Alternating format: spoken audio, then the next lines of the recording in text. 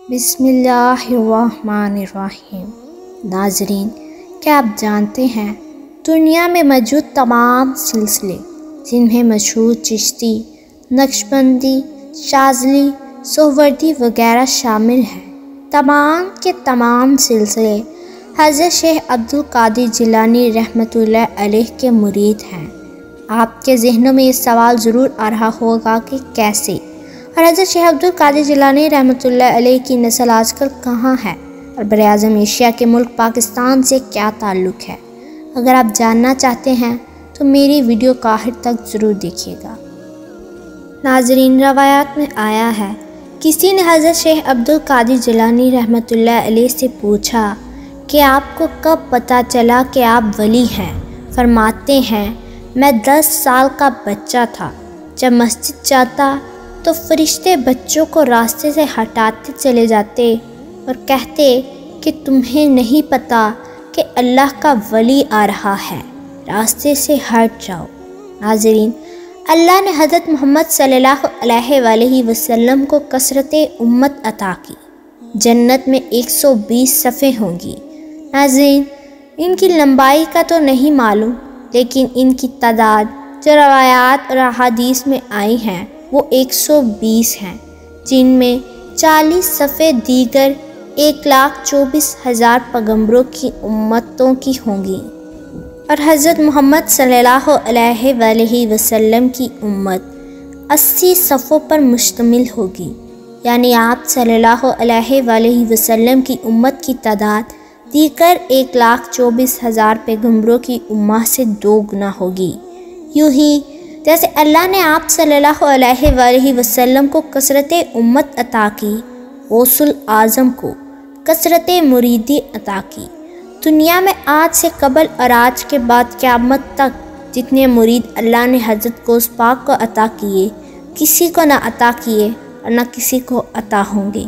ناظرین، قادری سلسلے کے بانی حضرت غوث اعظم حضرت شیخ عبد القادر جیلانی رحمۃ اللہ علیہ ہیں۔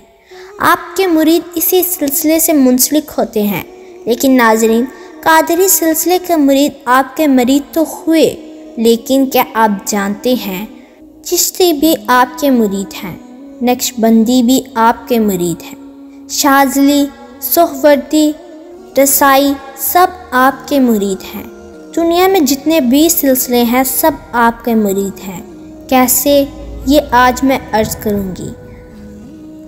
بغداد میں اپنے منبر پر اللہ کے حکم سے حضرت شیخ عبد القادر جیلانی رحمۃ اللہ علیہ نے کھڑے ہو کر فرمایا کہ میرا قدم ہر ولی کی گردن پر ہے۔ ہند میں خراسان کے پہاڑ پر سلطان ہند حضرت خواجہ غریب نواز اجمیر سیدنا محی الدین چشتی رحمۃ اللہ علیہ اجمیری سنجیری بیٹھے ہیں، مراقبے میں ہیں۔ بغداد کی سرزمین پر غوث اعظم نے آواز بلند کی کہ میرا یہ قدم ہر ولی کی گردن پر ہے۔ یہ نہیں کہا کہ ہر مرید کی یا میرے سلسلے سے منسلک ہر ولی کی گردن پر ہے، فرمایا اللہ کے ہر ولی کی گردن پر میرا یہ قدم ہے۔ ناظرین، کیا آپ جانتے ہیں جو ولی غوث پاک کی ارادت میں نہ ہو وہ ولی نہیں ہوتا، اور جو مرتبہ ولایت پر ہو اور غوث پاک کے زیر قدم ہونے کا انکار کر دے، اگلے ہی لمحے ولایت سلب ہو جاتی ہے۔ حضرت خواجہ غریب نواز مراقبے میں تھے، ادھر عالم کشف میں دیکھا اور غوث اعظم کا فرمان سنا تو خود زمین پر جھک گئے اور عرض کیا، اے غوث اعظم، میری گردن پر ہی نہیں میری آنکھوں اور سر پر بھی آپ کا قدم ہے۔ آگے بڑے بڑے کلاد و جواہر بیان کرتے ہیں، جب آپ نے یہ تسلیم کر لیا، اقرار کر لیا، تو پھر غوث پاک کی خدمت میں پیش ہوئے اور 57 دن حضور غوث پاک کے اکتساب فیض میں رہے۔ جب فیض پا لیا تو عرض کیا، حضور عراق مجھے دے دیں۔ فرمایا، محی الدین، عراق میں شہاب الدین عمر سہروردی کو دے چکا ہوں۔ سلسلہ سہروردی کے امام حضرت شہاب الدین عمر سہروردی کو، جاؤ تمہیں ہند عطا کرتا ہوں۔ تب ہند کے سلطان حضرت خواجہ غریب نواز اجمیر رضی اللہ تعالیٰ عنہ ہو گئے، تو حضرت خواجہ اجمیر کے مرید قیامت تک غوث پاک کے مرید ہو گئے۔ اس اقتصاب فیض کی وسادت سے جو 57 دن اقتصاب فیض میں رہ کر حاصل کیا، حضرت خواجہ اجمیر سلسلہ چشتی کے امام حضور غوث پاک کے مرید ہو گئے، اور سلسلہ چشتی شجر غوثیت کی شاخ ہو گیا۔ اور دوسرا جو ذکر کیا، حضرت شہاب الدین عمر سہروردی سلسلہ سہروردی کے امام، یہ حضرت غوث بہاؤالدین ذکریہ ملتانی سہروردی، شہزادی شیرازی سہروردی، یہ ان کے شیخ ہیں۔ شہاب الدین عمر سہروردی خود فرماتے ہیں، میں چھوٹا تھا، 14 سال میری عمر تھی، میں نے تمام معقول اور منقول علوم پڑھ لیے تھے، علم ظاہری میں جو کچھ تھا میں نے پڑھ لیا، فارغ ہو گیا اور سینہ علم کا سمندر بن گیا۔ میرے شیخ یعنی ان کے شیخ حضرت ابو النجیب عبد القاہر سہروردی، جو کہ ان کے چچا بھی ہیں اور پیر و مرشد بھی، کہتے ہیں وہ مجھے حضور غوث پاک کی بارگاہ میں لے گئے۔ ناظرین، بیت اولیاء جہاں بھی ہوتے، جیسے حضرت غریب نواز حضرت خواجہ اجمیر، بیت ان کی حضرت خواجہ ہارونی رضی اللہ تعالیٰ عنہ سے ہے، ہرات غوث پاک کی بارگاہ سے لیتے ہیں، کیونکہ آپ پیروں کے پیر ہیں، تمام پیروں کے دستگیر ہیں۔ آپ کے پیر و مرشد آپ کو لے گئے، غوث پاک کی بارگاہ میں عرض کیا، مرید ہے، بیٹا ہے میرا، تمام معقول اور منقول علوم پڑھ لیے ہیں، آپ کے پاس فیض کے لیے لایا ہوں۔ شہاب الدین عمر سہروردی فرماتے ہیں، آپ نے اپنا دست مبارک میرے سینے پر پھیرا تو سارے علوم جاتے رہے، صفایا ہو گیا۔ پھر پوچھا شہاب الدین، اس سوال کا جواب دو۔ عرض کیا، کچھ بچا ہی نہیں، جو پڑھا تھا سب چلا گیا۔ مسکرا پڑے اور کہا، پریشان نہ ہو، تختی پر کچھ نیا لکھنا ہو تو پہلے صاف کرنی پڑتی ہے، پہلے علوم تھا، اب معرفت لکھیں گے۔ دوبارہ دست مبارک پھیرا اور سینہ معرفت کے سمندروں سے معزن کر دیا۔ حضرت شہاب الدین کے بعد قیامت تک جو سہروردی سلسلے کے مرید ہیں، ان کو فیض غوث پاک کا فیض ہے، سب ان کے مرید ہو گئے۔ یوں یہ دوسرا سلسلہ بھی غوث پاک کے درخت کی شاخ بن گیا۔ تیسرا سلسلہ نقشبندی، حضرت خواجہ شاہ بہاؤالدین نقشبندی رضی اللہ تعالیٰ عنہ۔ کلاد الجواہر نے لکھا ہے، یہ امام شافعی 703 ہجری میں جن کی وفات ہوئی، انہوں نے لکھا ہے، آج سے تقریباً 600 سال قبل۔ وہ لکھتے ہیں کہ حضرت غوث اعظم ایک سفر کے دوران گزرے بہارا کے نزدیک۔ بہارا ازبکستان ملک کا ایک شہر ہے۔ بہارا کی طرف چہرہ کیا اور فرمایا، مجھ سے 157 سال بعد اس بہارا شہر میں میرا بیٹا بہاؤالدین پیدا ہوگا۔ میں اس کے فیض کا حصہ اس کے پیدا ہونے سے پہلے ابھی دیے جا رہا ہوں۔ 157 سال بعد جب شاہ نقشبند اس دنیا میں آئے تو حضور غوث پاک کے فیض سے معمور آئے۔ نقشبندی سلسلے کے مرید اور شاہ نقشبند بھی آپ کے مرید ہوئے، یوں ان کا فیض بھی شاہ نقشبند کا غوث پاک کے شجر ولایت کی شاخ بن گیا۔ سلسلہ نقشبند بھی ان کے مرید ہو گئے۔ حضرت مجدد الثانی رضی اللہ تعالیٰ عنہ مکتوبات میں فرماتے ہیں، اللہ نے حضور کی امت میں سب سے پہلے حضرت علی المرتضیٰ کو ولی بنایا، ولایت کا منبع اور سرچشمہ علی المرتضیٰ کو بنایا، پھر فاطمہ الزہرا رضی اللہ تعالیٰ عنہ ولی ہوئیں، حسن و حسنین ولی ہوئے، حضرت زین العابدین ولی ہوئے، حضرت غوث پاک سے قبل 11 امام آئے، سب تک حضرت علی المرتضیٰ رضی اللہ تعالیٰ عنہ کا فیض آتا رہا۔ جب غوث پاک کی باری آئی تب سے لے کر آج تک اور آج کے بعد حضرت امام مہدی رضی اللہ تعالیٰ عنہ کے ظہور تک یعنی قیامت تک تمام ولی غوث پاک کے محتاج ہیں۔ اب سب کو غوث پاک کا فیض ہے۔ شاہ اسماعیل دہلوی لکھتے ہیں، قیامت تک کوئی ولی نہیں ہو سکتا جب تک مولا علی المرتضیٰ اور غوث پاک مہر نہ لگا دے۔ حضرت مجدد الثانی سلسلہ نقشبندیہ کے امام۔ ناظرین، لوگ انہی سلسلوں سے واقف ہیں کیونکہ یہی سب سے بڑے سلسلے ہیں۔ باقی اور سلسلے بھی ہیں لیکن وہ سب ان کی شاہیں ہیں۔ عالم ارض میں دو اور بڑے سلسلے ہیں، ایک طریقہ شاذلیہ ہے۔ عالم ارض میں اس سلسلے کے مرید خود نہیں جانتے کہ وہ بھی غوث پاک کے مرید ہیں۔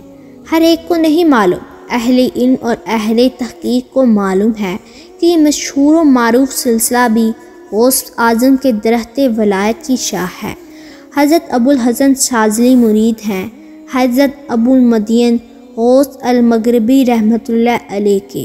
ابو الحسن شاذلی ان کے خلیفہ اور مرید ہیں اور ان کے شیخ حضرت ابو المدین غوث المغربی حضرت غوث الاعظم کے مرید اور خلیفہ ہیں۔ حضرت ابو الحسن شاذلی سلسلے کے امام ہیں اور ایک واسطے سے شیخ غوث الاعظم کے مرید ہیں۔ حضرت ابو المدین غوث المغربی حج کے دوران مینا کے میدان میں تھے جب آپ غوث الاعظم کے مرید ہوئے، پھر اپنے مریدوں کو بھیجا کہ جاؤ بغداد جاؤ، غوث پاک سے فیض پاؤ۔ آپ کے مرید اس وقت بغداد میں موجود تھے جب غوث الاعظم نے بغداد کے منبر پر اللہ کے حکم سے کھڑے ہو کر فرمایا کہ میرا یہ قدم ہر ولی کی گردن پر ہے۔ آپ فارس کے گاؤں میں اپنے منصب پر بیٹھے تھے، سنا تو گردن جھکا دی۔ کسی نے پوچھا حضور کیا ہوا ہے؟ فرمایا تمہیں نہیں معلوم، غوث الاعظم نے بغداد میں اعلان کیا ہے کہ میرا قدم ہر ولی کی گردن پر ہے۔